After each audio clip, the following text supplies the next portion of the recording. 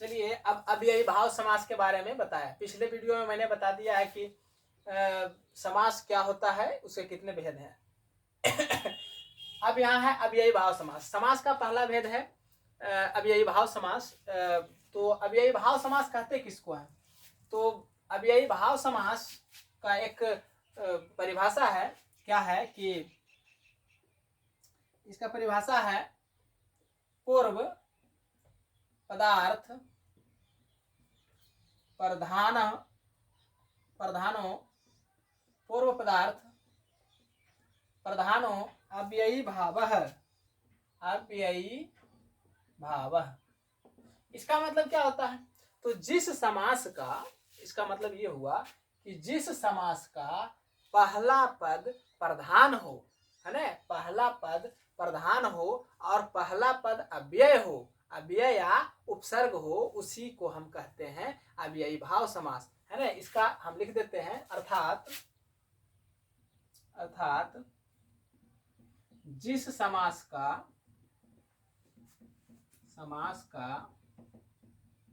पहला पद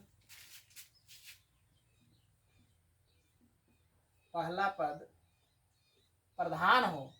पूर्व का मतलब होता पहला, है ना, पूर्व का मतलब पहला। प्रधान का मतलब जिसके इशारे पर पूरा शब्द चले उसी को कहते हैं प्रधान। अब जैसे भारत के प्रधानमंत्री नरेंद्र मोदी है, वो यदि जब चाहे कुछ भी करवा सकता है, आदमी को ताली और थाली बजवा सकते हैं। राम मंदिर पूजा हो रहा है अयोध्या में, तो पूरा देश में पूरा मंदिर को सजवा सकते हैं। मंदिर कुछ भी, मतलब वो जो नियम लागू करेंगे सबको नियम पालन करना पड़ेगा। तो उसी प्रकार से पूर्व पद प्रधान का मतलब हुआ जिस समास का जो आगे वाला पद है शुरू में, है ना, पहला पद जो है उसी के इशारे पर पूरे पद का निर्णय किया जाता है कि कौन ये कौन सा समास होगा, है ना। तो ये लिखा हुआ है कि जिस समास का पहला पद प्रधान हो, क्या हो, प्रधान हो, तथा, है ना, पहला पद अव्यय सॉरी गलती हो गया, अव्यय या उपसर्ग हो, उसे अव्ययी भाव समास कहते हैं। क्या कहते हैं उसको अव्ययी भाव समास कहते हैं, जिसका पहला पद अव्यय या उपसर्ग हो। सीधा आपको उपसर्ग मैंने पढ़ाया है आप लोग को। उपसर्ग क्या है? पर, परा, परि, प्रति, यदि, यदि, यपि, यति, भी, सम, आनि, सु, उत, अनु, अब, ये सब मैंने 22 उपसर्ग आपको बताया। यदि उन 22 उपसर्गों में वो पहला पद के रूप में वही आ जाए, है ना, किसी भी समास में आप देखेंगे कि उसका पहला पद यदि उपसर्ग आ रहा है, तो इसका मतलब ये हुआ कि वो अव्ययी भाव समास होगा। अच्छा, अव्यय का मतलब क्या होता है? अव्यय का मतलब होता है, व्यय का मतलब खर्च होना और अव्यय का मतलब खर्च नहीं होना। तो खर्च नहीं होने का मतलब व्याकरण में क्या है? व्याकरण में कुछ खर्च होता है और नहीं खर्च होता है क्या? ऐसा तो कोई बात नहीं है।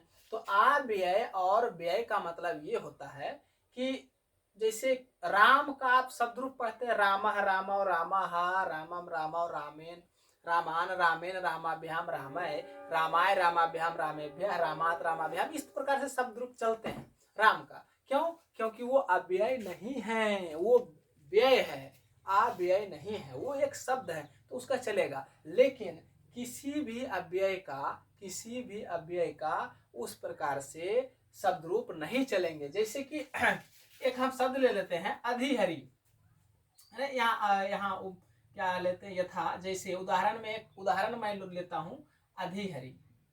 क्या लेते हैं? अधिहरि। क्या है? अधिहरि। यहां पर जो पहला शब्द जो आपको दिख रहा है, पहला पद, ये दो शब्दों के मिलकर बना है ना, अधि और हरि। तो इसके आगे अगला पहला पद क्या है? पूर्व पद, पूर्व पदार्थ प्रधानो अव्ययी भाव। तो पूर्व में जो है ये अधि लगा हुआ है ना, ये जो यस जैसा लगा हुआ दिखा हुआ। अच्छा, यहाँ पर किसी को हो सकता है कष्ट होता होगा कि ये पता नहीं क्या लिखा हुआ।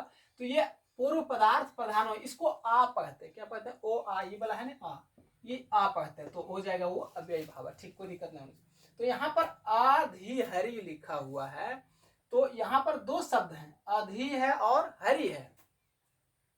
उपसर्ग में मैंने आपको पढ़ाया था कि अधि क्या है, उपसर्ग है ना, उपसर्ग अब ये दोनों सेम है।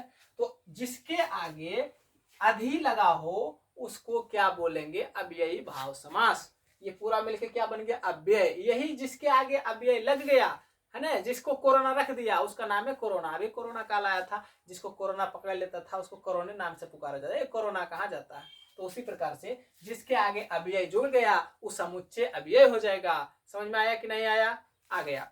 तो जिसके आगे अव्यय जोड़ देंगे वो हो जाएगा अव्यय, और जिसके आगे जिस समास में अव्यय रहेगा उसी को कहेंगे अव्ययी भाव समास। इतना तो आसान है, कहाँ हार्ड है, कुछ नहीं है, आपको परीक्षा में पूछे जाएंगे। जैसे अनुविष्णु, अनुविष्णु, अनुविष्णु, अनुविष्णु में देखिए अनु क्या है, एक उपसर्ग है, बिल्कुल है। अब इसमें जुड़ गया विष्णु, तो ये पूरा क्या बन गया, पूरा पद क्या हो गया, अव्यय। और जब पूरा अव्यय हो गया तो इसी को कहेंगे अव्ययी भाव समास, कोई दिक्कत नहीं है। सॉरी, हाँ। अब क्या है, उपगंगम, उपगंगम, अच्छा अधिहरि, उपगंगम। देखिए उपगंगम, यहाँ पर उप का मतलब होता है नजदीक, है ना, गंगा के नजदीक। उपगंगम मतलब, सॉरी, उप का मतलब नजदीक और गंगा मतलब गंगा नदी। तो उपगंगम, यहाँ देखिए इसका पहला पद जो है अव्यय है ना, उप है, तो पहला पद जो रहेगा उस समुच्चय पद वही बन जाएगा। तो उपगंगम कौन से समास हो गए, उपगंगम हो गया अव्ययी भाव समास। गंगा के नजदीक, क्या होगा, गंगा के नजदीक, है ना। तो अच्छा, इसका विग्रह, विग्रह भी बताया ना कि समास विग्रह होता क्या, मैंने नहीं बताया तो बता दूंगा। समास का विग्रह, अब देखिए समास का मतलब होता है नजदीक लाना, और विग्रह का मतलब हो रहा है छिरिया देना। उसको क्या करना है, तोड़ के अलग कर देना, विच्छेद, जिसको विच्छेद कहते हैं वही होता है विग्रह। तो अच्छा, ये उपगंगम का हम विग्रह क्या करेंगे, उपगंगम का विग्रह क्या करेंगे। अच्छा, विग्रह उपगंगम का मतलब होता है गंगा के नजदीक, गंगा के नजदीक। तो गंगा के नजदीक यहाँ आप लिखिए तो पहले एक बार, है ना, गंगा के नजदीक, ठीक। तो किसका हिंदी हुआ ये, उपगंगम का, उपगंगम। इसका हिंदी में उपग्रह, ये सॉरी उपग्रह, सॉरी गलती हो गया, उपगंगम का हमने विग्रह जो किया है हिंदी में, गंगा के नजदीक। आपको तो करना संस्कृत में। अब देखिए यहाँ पर जो का के ये है, का के की है ना लिखा, का के की, ये दर्शाता है कि ये संबंधवाचक है, दोनों के बीच क्या है, संबंध कारक है ना। नजदीक जो है ये गंगा के नजदीक है। कोई चीज ऐसा होगा, किसी का घर होगा, किसी का झोपड़ा होगा, किसी का कुछ और होगा, तो ये गंगा के नजदीक है, ये संबंध बता रहे हैं, है ना। तो संबंध में कौन विभक्ति, षष्ठी विभक्ति, तो गंगा का क्या हो जाएगा, गंगायाह, क्या बनेगा, गंगायाह, गंगायाह समीपम, क्या बनेगा, समीपम, गंगायाह समीपम। इसका विग्रह हो गया उपगंगम का। बात समझ में आया, जी हाँ। चलिए और उदाहरण लेते हैं, उपनगरम, उपनगरम, क्या लेना है, ध्यान रखें ये सब उदाहरण मैट्रिक परीक्षा में फाइनल में पूछे जा सकते हैं ऑब्जेक्टिव में, कि उपनगरम का समास विग्रह क्या होगा, या तो फिर ये विग्रह दिया हुआ रहेगा, कहेगा समास इसका क्या होगा, गंगायाह समीपम का समास क्या होगा, है ना। या तो फिर ये भी पूछ सकता है कि उपगंगम कौन से समास है, तो आपको फटाक से देखना है कि इसके आगे उपसर्ग लगा हुआ है, उपसर्ग है ना लगा हुआ, उप क्या है, उपसर्ग है, उप क्या है, उपसर्ग है, अधि, अनु, ये सब क्या है, उपसर्ग है। तो जिसके आगे उप लगा हो, अव्यय लगा हो, उपसर्ग लगा हो, तो वो क्या कहलाता है, अव्ययी भाव समास। अब देखिए उपनगरम का इसी के तरह से आप कर दीजिए तो फटाफट। ये देखिए नगर का राम के अनुसार चलेगा, राम के अनुसार शब्द रूप, तो इसमें इसे इसका हिंदी क्या हो जाएगा, नगर के समीप, है नगर के समीप, नजदीक वही हुआ, नजदीक, नजदीक, नगर के नजदीक। अब देखिए नगर के ये संबंध बता रहा है ना, तो संबंध कारक में क्या होता है, षष्ठी विभक्ति लगती, तो नगर का षष्ठी क्या होगा, नगरे, क्या होगा, नगरे, और नजदीक का समीपम, हुआ कि नहीं हुआ। ये है सब, इन दोनों को समेट के एक जगह लिख दिया, हो गया समास। और इसको समटाल जो है इसको छितरा दिया है, तो इधर हो गया विग्रह। यही हो गया समास और विग्रह, समास विग्रह, समास विग्रह। तो समास का मतलब एक जगह जमा करना और विग्रह का मतलब बिखेर देना, है ना। अब गेहूं, आदमी गेहूं धो करके आटा पिसाने के लिए उसको धूप में सुखाते हैं, तो ऐसे ऐसे छिड़ियाते हैं, उसको छितराना इस तरह से, है ना, पैर से हाथ से जैसे छितरा लेना, वही हो गया विग्रह। और उसको फिर शाम में जमा कर देना, ऐसे बोरा में भर के चक्के में पहुंचा देना, वही हो गया समास। समझ में आया। तो जमा करना समास कहलाता है, और उसको तोड़ के छितरा देना विग्रह कहलाता है ना। समझ में आ गया, बिल्कुल। अब जैसे और उदाहरण हम ले लेते हैं, उदाहरण और ले लेते हैं हम।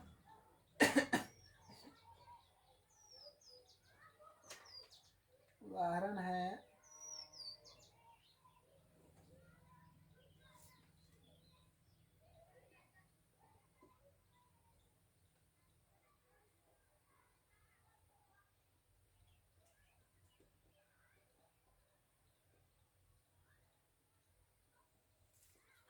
अधिग्रहम, अधिग्रहम भी हो सकता है ना।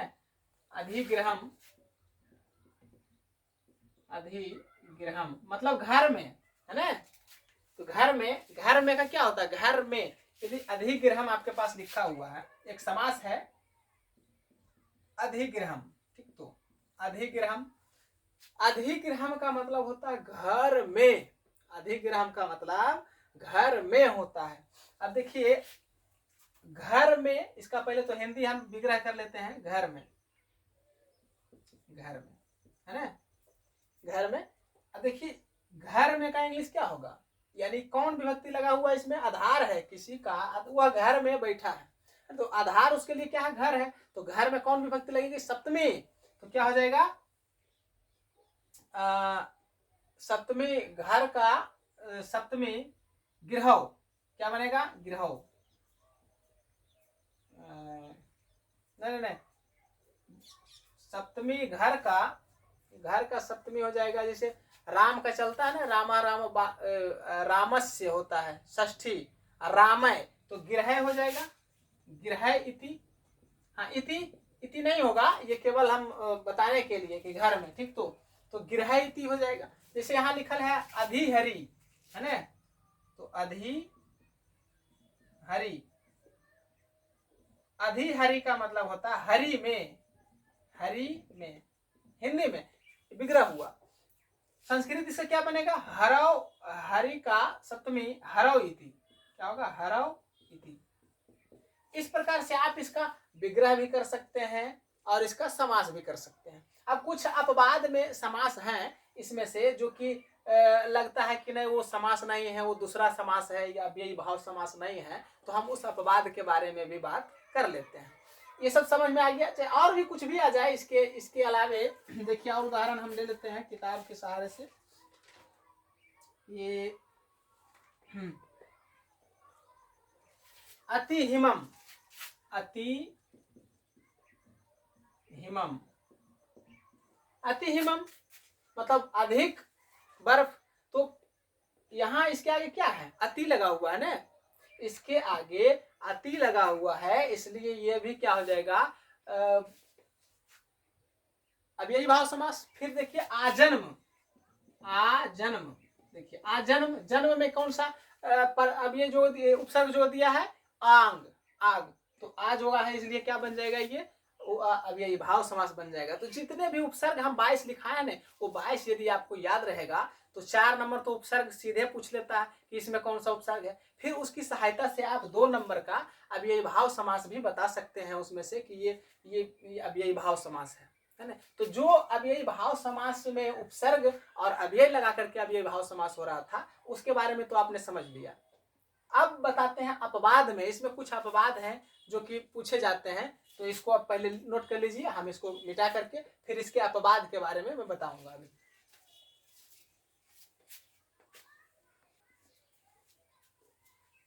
चलिए अपवाद के बारे में कुछ जान लेते हैं। अपवाद है ना, एक अपवाद है कि एक सूत्र पहले पढ़ना है, उसमें से एक सूत्र है नदी भीष्ट संस्कृत का सूत्र है, पाणिनि साहब का अष्टाध्यायी से लिया गया है। एक सूत्र है नदी भिष्ट। क्या है? नदी भिष्ट।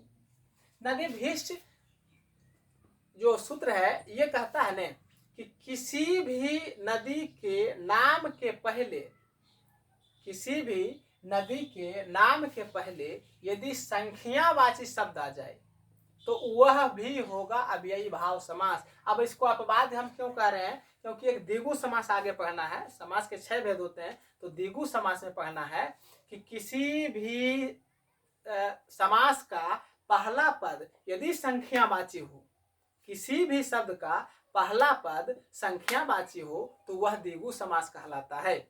जैसे कि चौराहा, चौमुखी, चौमासा, ये सब क्या है?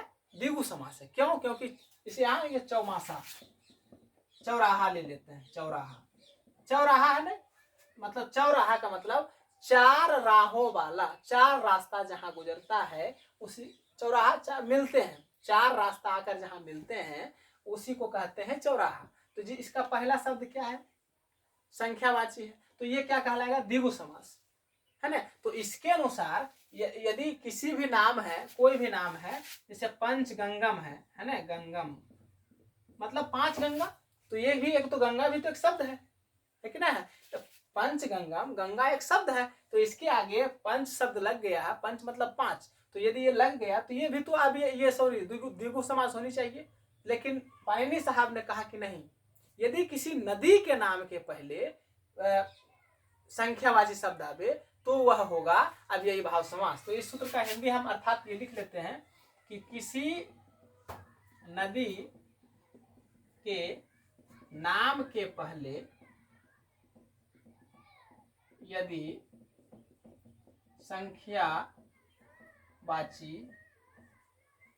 शब्द आ जाए तो वह भी अव्ययी भाव समास होता है ना। हम इसको पहले मिटा लेते हैं यहाँ पर। अव्ययी भाव समास होता है, दिख नहीं रहा होगा दूसरा इंक।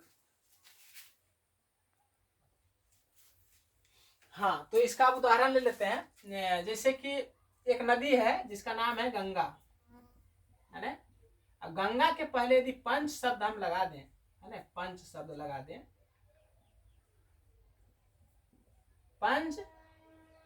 पंचगंगम, क्या लिखा हमने? पंचगंगम। पंचगंगम एक द्विगु समास के माध्यम, जैसे मान लिया जाए कि आप कहेंगे कि हम गंगा को नदी नहीं मानेंगे, हम गंगा को एक नाम मान लेंगे। चल, गंगा नाम की कोई लड़की है ना, तो उसके नाम के आगे हम लगा दे पंच, तो तब तो फिर वो द्विगु समास हो जाएगा। यदि यहाँ पर गंगा का अर्थ कोई आदमी का नाम है तब तो यह हो जाएगा द्विगु समास। और यदि ये जो गंगा है, ये गंगा जो आप यदि अर्थ निकालते हैं कि यदि ये गंगा नदी है तो इसके आगे हम पंच लगाएं तो ये कौन सा समास होगा? अव्ययी भाव समास होगा। ये कौन सा समास होंगे?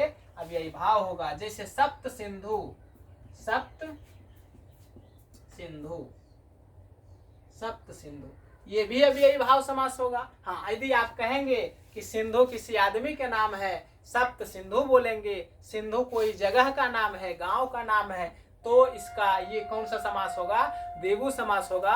अन्यथा यदि यह नदी है, सिंधु तो नदी है, तो यदि यह सिंधु नदी है तो इसके नाम के पहले सप्त लगा हुआ है, संख्यावाची शब्द है, इसीलिए यह अव्ययी भाव समास होगा। किस सूत्र से? तो नदी भिष्ट सूत्र से। ये पाणिनि साहब कह रहे हैं, मैं ऐसा नहीं कह रहा हूँ, ये सब पाणिनि साहब ने ऐसा कहा कि किसी भी नदी के नाम के पहले यदि संख्यावाची शब्द आ जाए तो वह अव्ययी भाव समास होते हैं, है ना। अब समझ में आ गया होगा नदी भिष्ट। और भी कुछ भी आप द्वियमुनम ले से लिख ले, द्वियमुनम, यामुनम, द्वियमुनम, दो यमुना, कोई भी नदी का नाम जोड़ दीजिए और उसके आगे संख्यावाची शब्द जोड़ दीजिए, वही हो जाएगा आपका अव्ययी भाव समास, है ना। अब एक और और भी बात है, और भी अपवाद हैं। जैसे देखिए, दो शब्द ऐसे होते हैं, जैसे कि दिनों दिन, जो कि अव्ययी भाव समास है। अव्ययी भाव समास के कुछ महत्वपूर्ण उदाहरण यहाँ लिख लेते हैं, आप नोट कर लीजिएगा। अव्ययी भाव समास के कुछ महत्वपूर्ण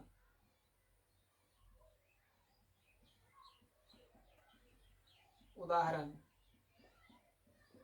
है ना, जो अपवाद के लिए आप उसको देख करके ये पता नहीं लगा पाइएगा कि ये कौन सा समास है ना। जैसे कि दिनों दिन,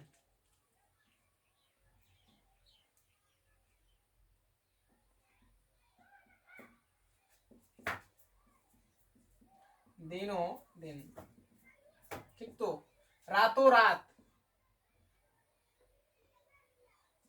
रातों रात। फिर हाथों हाथ, हाथों हाथ। तो इस प्रकार के जो शब्द आते हैं ये अव्ययी भाव समास ही होते हैं, लेकिन इसको देख करके आदमी पता नहीं कर पाता। अब इसको द्वंद्व समास आदमी बना देता है। द्वंद्व समास सेम ऐसा ही होता है, बीच में हाइफन दे दिया, डैश दे दिया हुआ रहता है। तो उसको अब जैसे दाल भात है ना, दाल भात, ये सब क्या है, ये सब है द्वंद्व समास। माता पिता, भाई बहन, ये सब है द्वंद्व समास। लेकिन यहाँ पर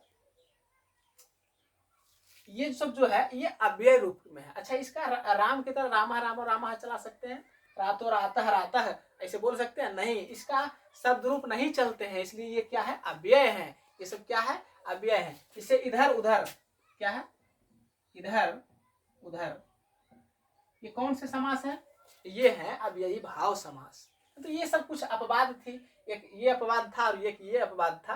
तो मैंने ये दोनों को अपवाद को मैंने बता दिया है। अब आशा करते हैं कि अव्ययी भाव समास आपको पूरी तरह से समझ में आ चुका होगा। यदि और कोई दिक्कत हो तो आप कमेंट करके बताएंगे जरूर।